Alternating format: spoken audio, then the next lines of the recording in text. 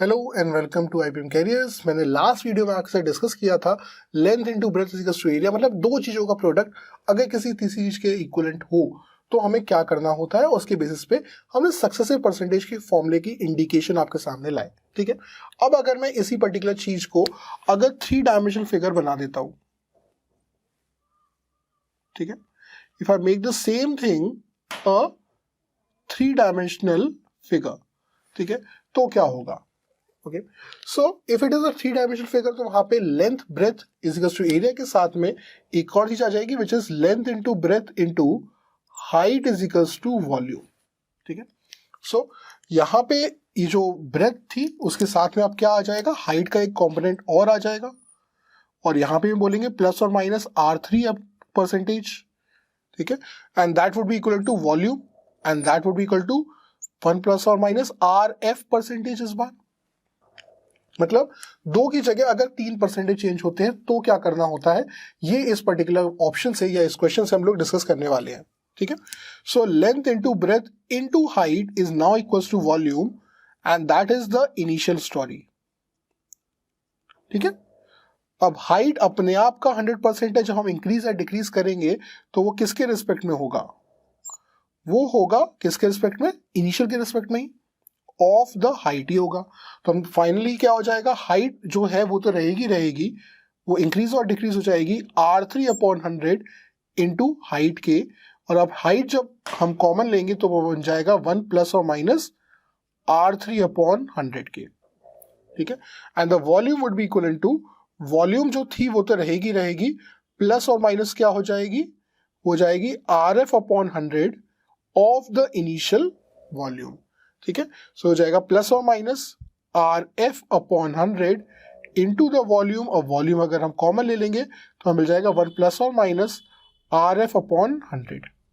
ठीक है, तो अगर आप यहां पर से नोटिस करो तो यहां पे length into breadth into volume is equals to this thing है, and this is what the final thing, and length into breadth into height is equals to V, that is the initial thing that we were talking about, है ना। तो अब अगर मैं इन दोनों को, initial को और फाइनल को अगर मैं डिवाइड कर दूं तो मुझे क्या मिलेगा। Okay, so this is the first component wherein I am saying कि length into breadth into height is equals to volume, और ये वॉल्यूम किसका है, इनिशियल का है ना। अगर मैं इसके ऊपर लिखूं कि what is the final situation, तो ये है फाइनल सिचुएशन लेंथ के बारे में।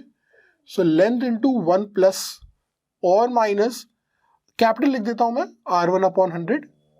ठीक है, और यहां पे ब्रेथ क्या हो जाएगा, B तो रहेगा ही रहेगा, 1 प्लस और माइनस, कैपिटल लिख देता हूं यहां पे भी R2/100, और यहां पे हाइट तो रहेगा ही रहेगा, 1 प्लस और minus R3/100, and that would be equals to volume 1 plus or minus RF/100। ठीक है, अब अगर मैं यहां पे बोलूं कि L, B और H को आप अलग से ले जाओ, so this would be equal to, इसी चीज को बोल रहा हूं मैं बस, और कुछ स्पेशल नहीं बोल रहा हूं यहां पे, that would be equal to 1 plus और minus R1/100 into 1 plus or minus R2/100 into 1 plus और माइनस R3/100 के, है ना। और जो यहाँ पे फाइनल है V, वो तो फाइनल है ही। ठीक है, अब इस पूरी चीज को क्या मैं फाइनल वॉल्यूम बोल सकता हूं, यस, है ना। अब इस LBH को क्या मैं इनिशियल वॉल्यूम बोल सकता हूं, यस। इसकी जगह पे अगर मैंने इनिशियल लिख दिया, जो कि मुझे यहाँ पे दिख ही रहा है, LBH is equal to V which is the initial thing. ठीक है, तो मुझे क्या मिल जाएगा, तो मुझे मिल जाएगा ये पूरी चीज copy pasted, and that would be 1 plus और माइनस R1/100 इंटू 1 प्लस और माइनस R2/100 इंटू 1 प्लस और minus R3/100, and that would be equal to final upon initial. ठीक है, तो फाइनल अपॉन इनिशियल के बराबर होता है, और एक इस चीज के बराबर होता है, अगर यहां पे जो LBH था विच वाज V, तो अगर ये जो LB और H है ये अगर V है तो V से V कट जाना चाहिए, तो उससे मुझे मिल जाएगा ये रिलेशनशिप। ठीक है, and the relationship is something like 1 plus और minus R1 upon 100 into 1 plus और minus R2 upon 100 into 1 plus और minus R3 upon 100 is also equals to 1 plus और माइनस कैपिटल RF अपॉन 100। ठीक है, यहां पे कुछ लिखना चाहता हूं, इसलिए मैंने जहां जहां पे स्मॉल r था वहां पे बस कैपिटल R लिखा है आपके लिए, कुछ अलग नहीं किया है। ठीक है, it is not something different. ठीक है, अच्छा अब यहां पर मैं क्या बोल सकता हूं, यहां पे मैं ये बोल सकता हूं कि ये 3% की जगह अगर इससे ज्यादा भी कुछ होते, अगर इससे ज्यादा भी कुछ होते तो ये फॉर्मूला गलत नहीं होता। ठीक है, first relationship, this is the final thing which I can derive, और ये आपके सक्सेसिव परसेंटेज का नया फॉर्मूला बन के उभर के आ रहा है। ठीक है, अब यहां पे मैंने क्यों इसको कैपिटल R लिखा था वो सुनाता हूं मैं आपको उसका रीजन। तो मेरे को पता है कि capital R is nothing but small r, और capital R upon 100 is nothing but small r, है ना। ठीक है, या फिर मैं बोलूं small r into 100 is equals to capital R। यहां पे what is small r? Small r is nothing but the fractional form of percentage value. Okay, this is the fractional form and capital R is the percentage form। तो ये होता है small r होता है fractional form, capital R होता है percentage form. ठीक है, तो जहां जहां पे कैपिटल R1 अपॉन 100 लिखा है वहां पे अगर मैं 1 प्लस और माइनस स्मॉल r1 लिख दूं, 1 प्लस और माइनस स्मॉल r2 लिख दूं, 1 प्लस और माइनस स्मॉल r3 लिख दूं, and so on would be equal to 1 plus or minus small rf, and that would also be equals to final value upon initial value। okay, so मैं ऐसा भी बोल सकता हूं। ठीक है, wherein small r1 small r2 small r3 से लेकर small rf they are all the fractional values।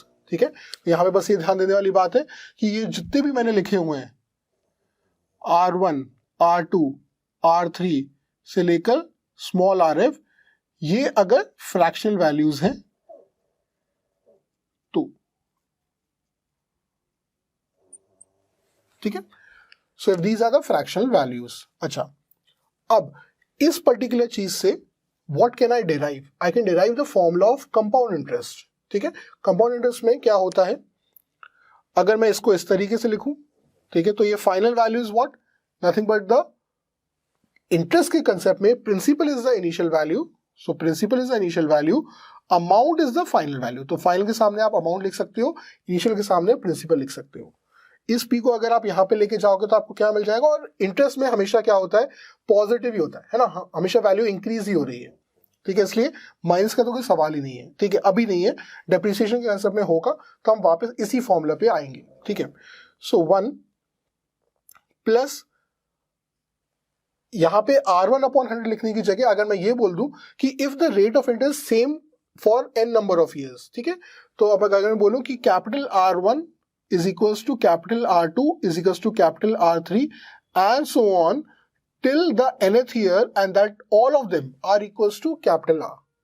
ठीक है, and all the capital R's are equals to this thing and this thing as well. तो मेरा क्या बन जाएगा, ये कैपिटल R अपॉन 100 कितनी बार आएगा? एक बार आएगा तो यहाँ पे पावर में 1 लिखेंगे, 2 बार आएगा तो पावर में 2 लिखेंगे, 3 बार आएगा तो पावर में 3 लिखेंगे। इसी तरीके से अगर n टाइम्स आएगा तो हम पावर में लिखेंगे n, and that would be equals to दो थिंग्स के बराबर होगा, ये फाइनल अपॉन इनिशियल के बराबर होगा, या फिर मैं इसको बोल सकता हूँ अमाउंट अपॉन प्रिंसिपल के बराबर होगा। और अगर ये प्रिंसिपल मैं उठा के यहाँ रख दूं, मतलब ये वाला प्रिंसिपल जो यहाँ लिखने वाला था अगर मैं उसको उठा के यहाँ रख दूं तो क्या मिल जाएगा, ये फॉर्मूला आपको मिल जाएगा। एंड दिस फॉर्मूला, ये वही फॉर्मूला है जो कंपाउंड इंटरेस्ट का बेसिक फॉर्मूला है जो आप बचपन से यूज करते हुए आए हो। कहां से डिराइव हुआ है? इसी कंसेप्ट से डिराइव हुआ है, चेंज, सक्सेसिव चेंज से, है ना। इसलिए जब मैंने आपसे बोला था कि interest is nothing but successive percentage change, अब उसका ये एक्सप्लेनेशन है। ठीक है, अच्छा, अब यहां पे एक और कंसेप्ट आता है इफेक्टिव रेट ऑफ इंटरेस्ट, जो कि अगेन कंपाउंड इंटरेस्ट का कंसेप्ट है।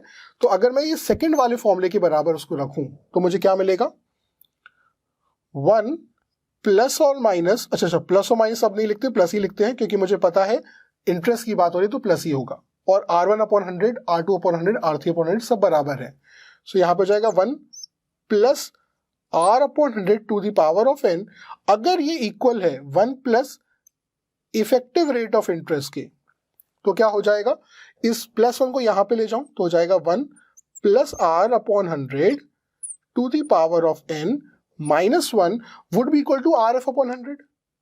और अब अगर इस 100 को भी मैं यहाँ पे ले जाना चाहूं तो ये 100 यहाँ पे मल्टीप्लाई होके बना देगा RF की value, and this my friends is the formula of effective rate of interest. ठीक है, ये किसका फॉर्मूला है, इफेक्टिव